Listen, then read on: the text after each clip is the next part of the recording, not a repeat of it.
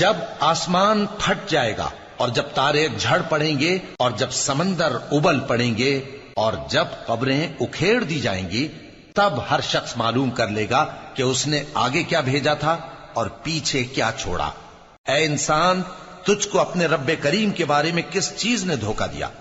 وہی تو ہے جس نے تجھے بنایا، پھر تیرے اعضاء کو درست کیا اور تیری قامت کو معتدل رکھا، جس صورت میں چاہا تجھے جوڑ دیا۔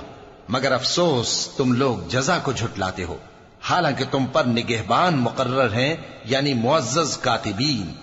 جو کچھ تم کرتے ہو وہ اسے جانتے ہیں۔ بے شک نیکوکار نعمتوں کی بہشت میں ہوں گے اور بدکردار دوزخ میں، یعنی جزا کے دن اس میں داخل ہوں گے اور اس سے چھپ نہیں سکیں گے۔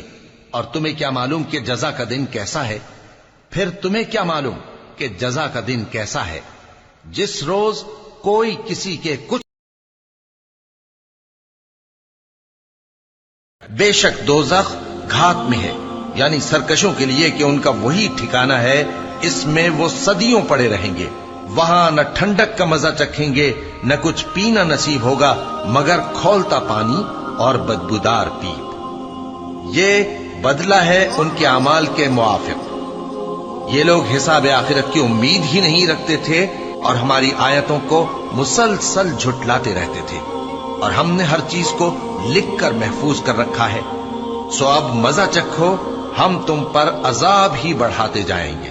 تمہارا پروردگار تو اللہ ہی ہے جس نے آسمان اور زمین 6 دن میں بنائے، پھر عرش پر جلوہ افروز ہوا۔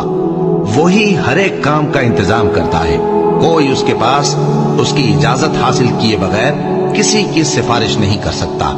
یہی اللہ تمہارا پروردگار ہے، تو اسی کی عبادت کرو، بھلا تم غور کیوں نہیں کرتے؟